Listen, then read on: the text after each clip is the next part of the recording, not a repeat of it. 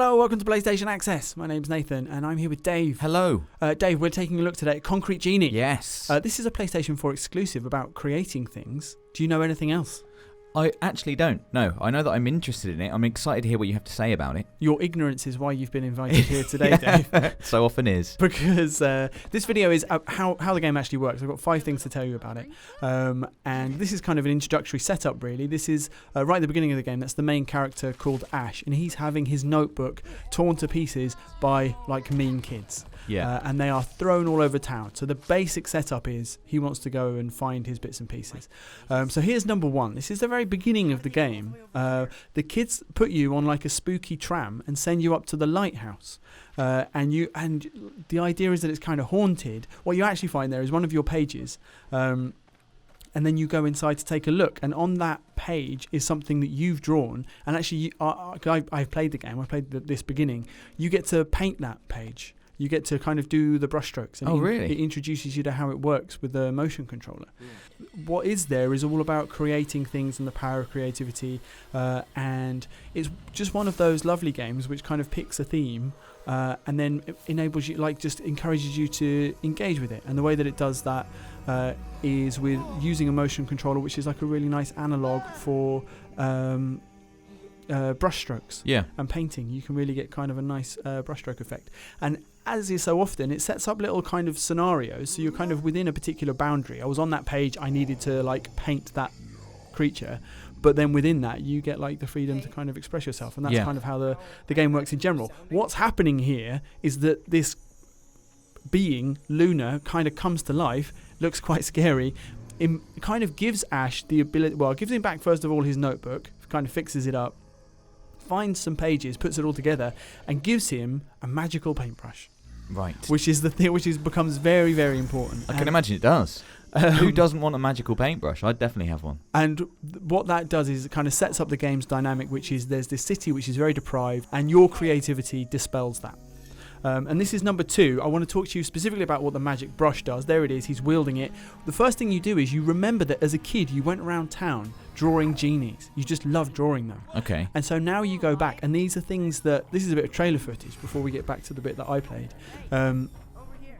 This is the kind of first major thing that you draw in town. So you've gone back to town now. This is your old drawing, and then you get to get your magical paintbrush out. That's a bit of paint that now lives on your back called splotch. Okay. By the way. And then you kind of see what I meant about being able to create within a particular kind of template. So right. Splotch is kind of saying, hey, why don't you draw your genie and see what happens? I did my first one upside down. So the face was at the bottom. I just did the stroke the wrong way. So mine looked like a kind of tortured horror animal. But yeah, you see you have like different horns for genies, for example. So you can kind of just interpret, you kind of see the thing on the floor, and you get to interpret what your version of that is. That is really cool. And every kind of, you can see that the stroke of the motion controller, of the DualShock 4 motion controls are going into the paintbrush, and that is like giving a bit of a flair and a shape to, and a distinctiveness to the template elements that you pull out from your notebook. That is really, really cool. I really like that. It's nice. And then, it, as with a lot of the things in the game, it kind of comes to life. And there's something really satisfying about being in this old fishing town, which is kind of very dark, like brickwork everywhere, looks very run down. And your job, basically, is to walk around creating life and brightness. It's very nice. Yeah. Not a graffiti artist. No, not just your name. Ash. Ash was here. This is number 3, Dave. This is more about the open world. There is like an open world element to the game. So you will go... So first of all, Luna kind of shows you from the lighthouse all of the town and the corruption within it. And kind of hints to you, look, these are all the areas you can go in Denska. This is the fishing district. And sends you down there and encourages you to fix everything up with your creativity. And... This is kind of a flashback to what it was before, which is a nice change of art style. And there are different open world things that you can do in every area. So you can see these, well, first of all, you get to free paint. So again, this is, you take elements from your sketchbook, those little squares, and where you put them and how big you draw the stroke will define how big they turn up on the wall. And you can then like just grab other things, bits of like, you can do the sky, there's like an aurora borealis kind of thing, northern lights thing there, different plants, and then it will kind of come to life as you paint it. Then sometimes the genie's saying, hey, can you illuminate these lights for me? And the lights are another open world element. Think a kind of like a pared down kind of Assassin's Creed or Far Cry. You know, like in every area, there's a similar kind of like, I will go and do all of this sort of thing. And then there will also be this thing.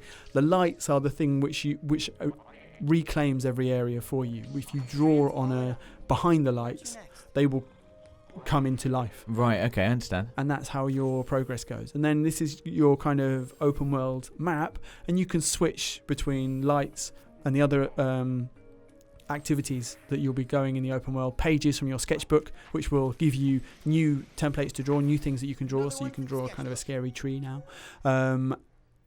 And genies to interpret, bring to life, which will then give you other kind of little interactions and tasks as well. These are the horrible bullies. There's like a light stealth element to. They'll be sometimes in an area that you want to get to, and you can kind of show yourself to them, and they will chase you, or you can distract them and they'll run away. Right, got so you. In this case, you've gone to get a page for your book, and I think that the other thing you can do with genies is when they will request stuff. So there's kind of like a very light puzzle element.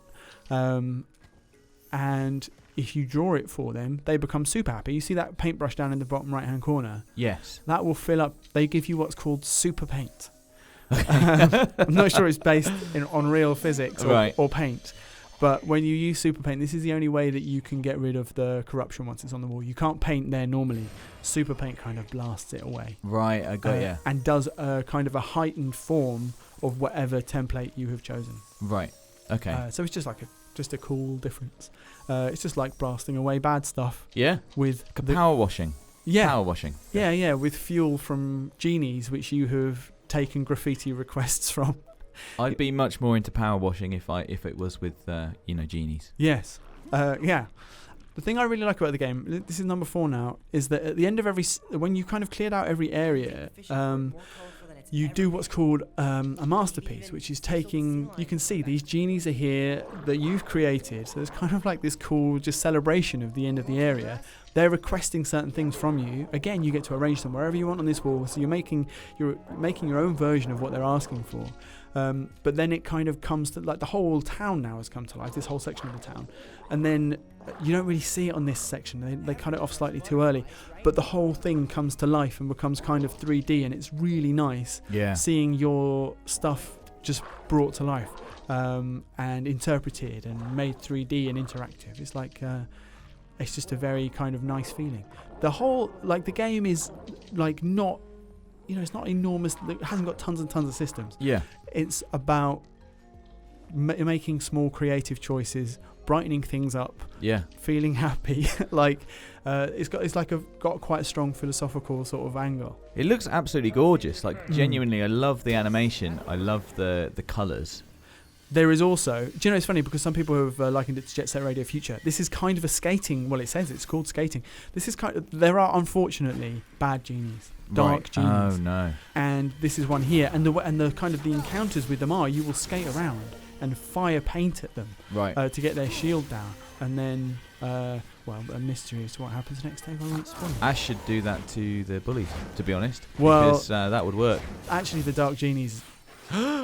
No. I've taken care of some of the bullies already. Really? Yeah. Well, they don't sound that bad after all.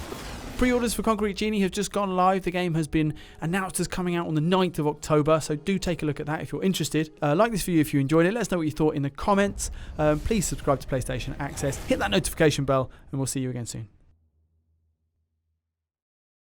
For the players.